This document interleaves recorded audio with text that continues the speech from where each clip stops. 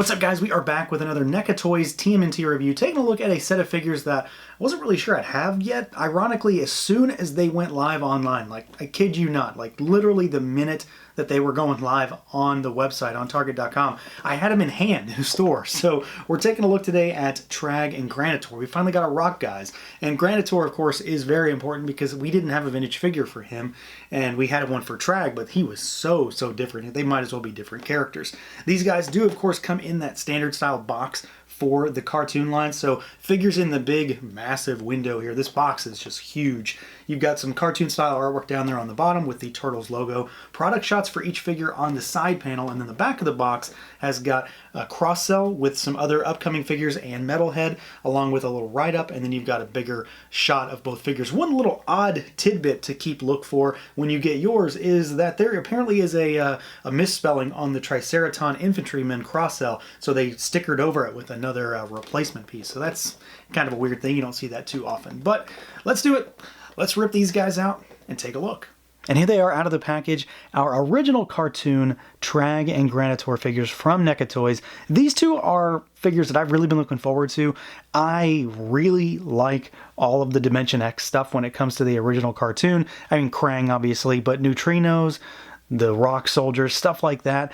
These two are ones I've really been looking forward to because it's more big, bulky, hulking villains. And I mean, come on, just look at the designs on these guys. Not to mention the fact that, you know, again, Granitor did not get a vintage toy. And TRAAG looks, I mean, they might as well be different figures or different characters. They're so different. It's one of those very much big discrepancy style of looks when it comes to the cartoon versus the toy line back in the 80s. So it's cool to finally get this guy in this particular form. So let's take a look at each of them individually. There's a lot of parts reuse going on here, but as far as movement, they are a little bit different in some areas. So we'll take a look at TRAAG first, and then we're going to get into Granitor.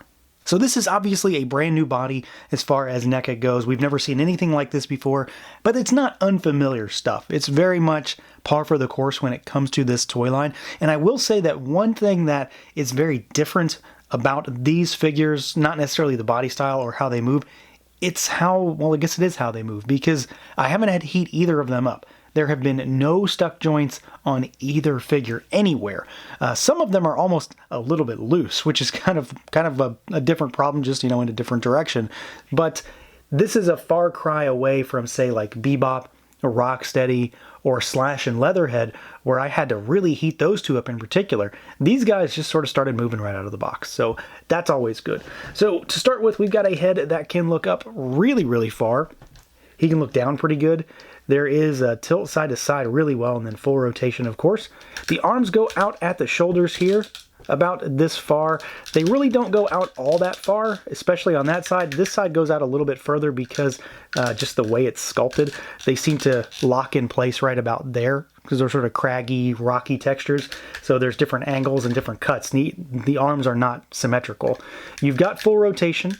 There is no bicep swivel on these guys, but you've got those kind of NECA double jointed elbows. So he has upper elbow swivel and forearm swivel, and then there's a double joint there. It's still only slightly better than 90 degrees, but it is better than a single joint for sure. And then you've got your hinges and you've got rotation at those wrists. So pretty standard stuff, you know, up there. You've got your diaphragm cut right here. He really just uses it as kind of a bobble and a swivel, so he can swivel side to side a little bit, about that far.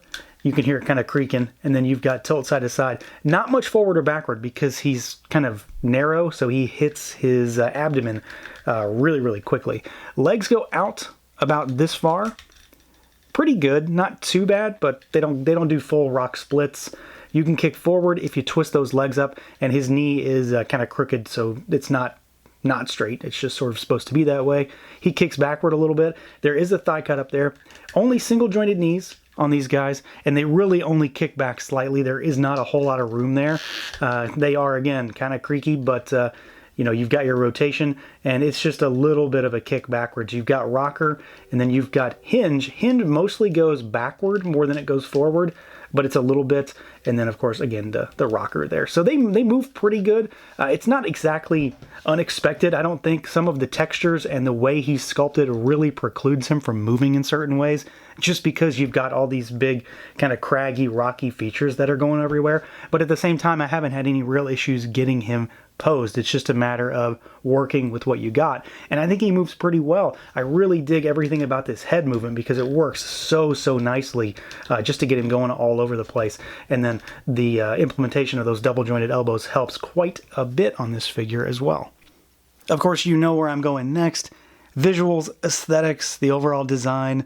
And that's really where these figures shine, just like a lot of the other figures in this entire line. It's all about this look, and NECA does a really good job of translating this cartoon, cel-shaded, very animated style of design into plastic. And these guys work really well because of their rocky design. So it lends itself to all of these black outlines that they put all over the figure, not to mention the fact that it works well from a shading perspective, because not only does it allow them to add these highlights like all of this tan and the different types of brown, so you've got the dark brown and then the more, I guess, kind of chocolatey brown, but it looks like a rock. So it's not necessarily just that it's draped in shadow, but it certainly works in the aspect of him being just a big rock man. He's not supposed to be the same color through and through, so it makes sense to have all this variation from him being a rock, but also as far as casting in shadow from the front to the back like we usually see. He does have quite a bit of shelf presence. I mean, this guy is really big. I'll do size comparisons with both of them here shortly, but this is a big, beefy figure. He's very heavy. He's very top heavy as well. Both of them are very top heavy, so you'll have to take that into consideration. But all of the design as far as the rocks work really well. Again, like I said, he is a lot of parts reuse between Granitor, so they are very similar. As far as I can tell, they are basically the same figure outside of neck, head, and arms. Everything else seems to be the same. Just clever shading and painting make them look quite a bit different when they're right next to each other, but they very much seem to be the same sculpt, which works fine. There shouldn't be two rock bodies this early on, I don't think. You do have his belt here, which has the holster for his blaster. You've got some shells and canisters over there, and then some pouches on the back. It's just that kind of rubbery material that we see usually. But I really dig everything about this. I think, again, NECA translates this stuff into plastic really well. The head sculpt on him is pretty tremendous. I mean, now that I've got him, I feel like he needs to be paired up with the Thing from Marvel Legends, just to have a couple rock guys on the shelf, because they definitely look like they're going to belong together. But the face looks really good. Again, very cartoony. It's very plain while very detailed at the same time because of how the sculpt is implemented and then how those layers of paint give it that cel shading. Not to mention the fact you've got his kind of army bucket helmet up there with the rim, and then of course that little splotch of light green to denote a highlight on that instead of just a shadow or anything like that. So I'm pretty happy with this guy. I really don't have any complaints for either of them for the most part. They are very much well implemented figures, and they look, again, they look so good. He looks like he jumped right out of the cartoon, and it's really nice to get this look in plastic versus that original vintage figure. Regardless of how much I like that figure, it's nice to finally see this guy on a shelf. Now, my love of that TRAAG figure aside, this guy is the star of the show for me.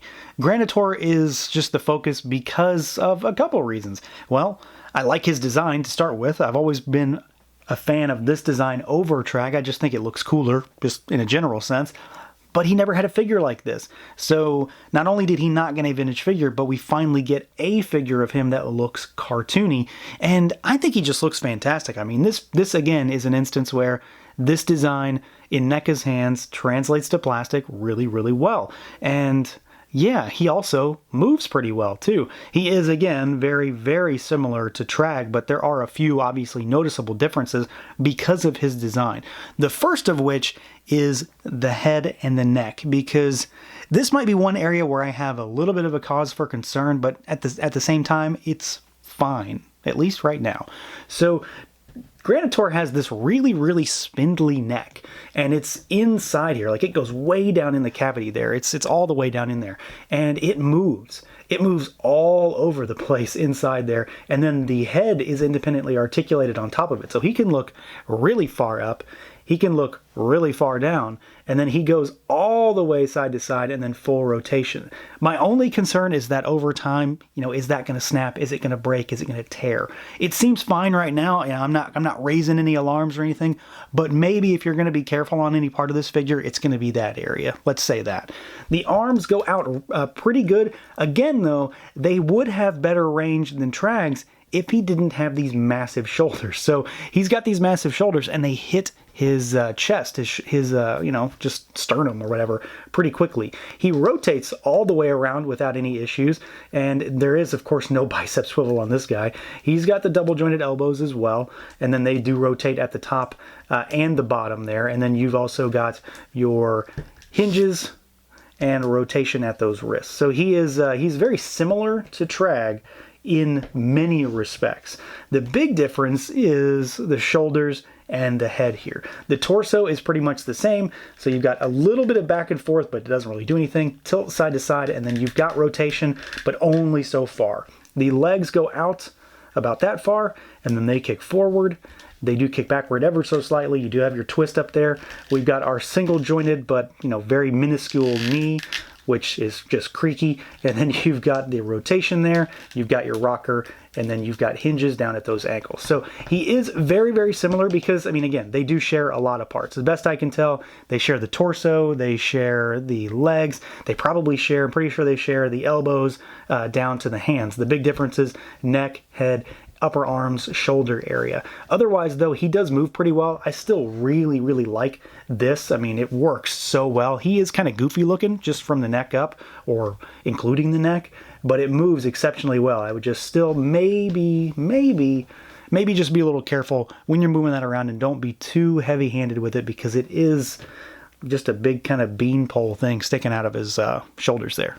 But like with TRAAG, visually, this guy is just a stunner. He looks fantastic. And, I kind of have my bias between the two characters and figures because I just like his design. I like these monstrous shoulders that jut out of his body. I like his weird kind of rocky, squared off head with the pointy nose, and then the blue design for his helmet. He is very similar, again, and I'm not going to say that too many times probably, he is a very similar figure, but when you get these guys next to each other, the color palette and just the way they've implemented the shadows and where they've shaded things, he doesn't necessarily look like he's got a lot of parts reuse on him. There is a little bit of difference as far as like the collar that he has up here, but the figure in a general sense is still very much the same thing. So I like how they were able to, play up the idea that they can mask some of that just by painting him a specific way. You've got his little rank insignia badge here. You've got the belt for him, which does not have any paint on it. TRAAG's does have paint, so he's got the holster, and then his is just black for the canisters, and you've just got the paint on the belt buckle instead. So he's a little bit less detailed to make him different.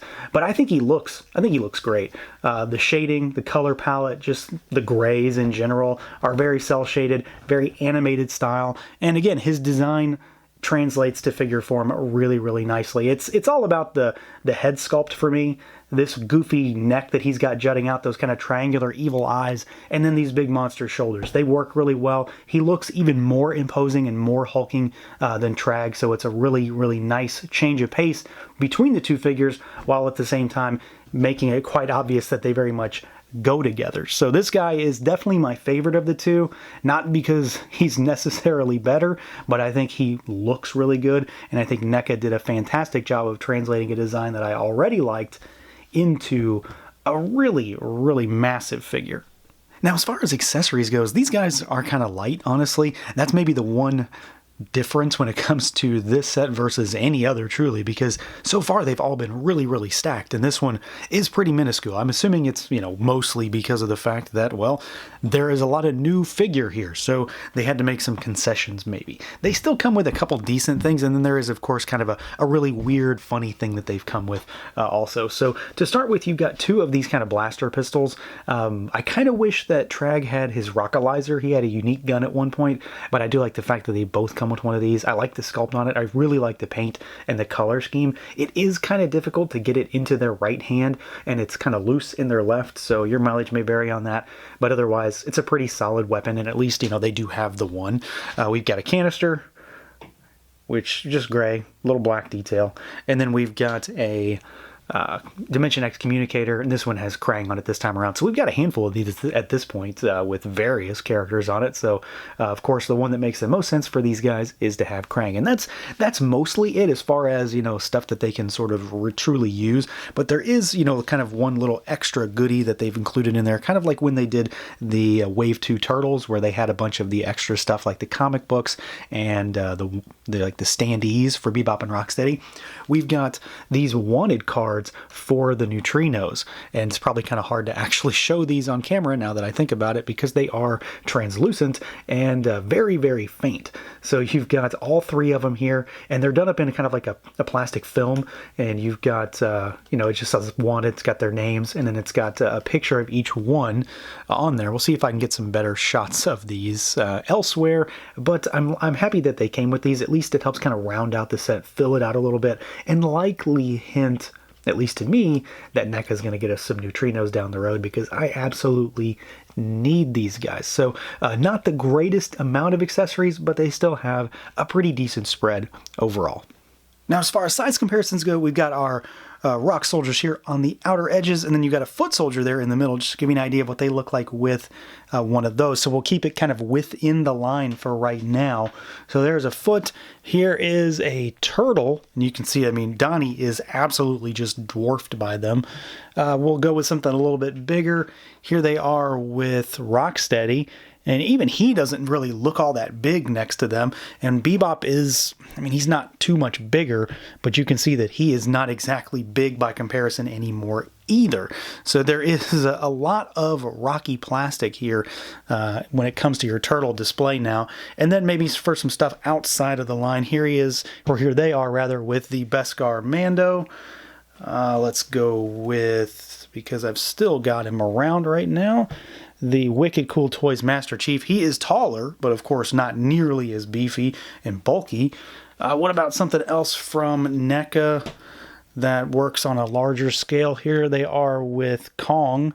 So you can see he is quite a bit larger than both of them. He definitely gives them a run for their money when it comes to size. But within their own line, they are massive. I mean, they probably are, I'm not sure they're exactly the biggest yet, but they rival Leatherhead and they rival Bebop and Rocksteady, and they are very much going to make for a great impression on your shelf. And then, I don't know, one more 7-inch scale figure just to give you an idea. So they very much fit in line with all your 7-inch stuff. They're going to go really well with the turtles. And then they're just going to be some towering, hulking beasts when it comes to anything in the more 6-inch 112 realm.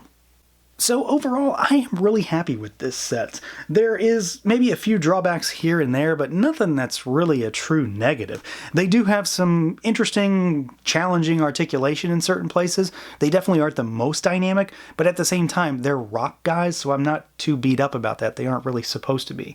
They do share a lot of parts, and there is a lot of reuse between their bodies, but that's not a negative either. All it comes down to is how NECA was able to take those bodies and shade them and make them look a lot more different while adding a few more things. You know, Granitor has the collar piece, TRAAG has the shoulder armor pieces up there, and then they've got different upper arms, but for the most part they do have a lot of the same body parts, but it works really well, and it definitely is fine in the confines of getting these guys on the shelf. They are a little light on accessories. That might be the one true drawback for me, but it's not, again, too much of a big deal because the focus, the light is really being shined upon the figures themselves, and these guys are really fantastic looking. I'm happy to have a TRAAG in cartoon form, and I'm really happy to have this Granitor finally after a very, very long time. So that's going to do it for this look at the NECA Toys TRAAG and Granitor 2-pack. Let me know what you guys think. Feel free to like, comment, subscribe, and share, and until next time.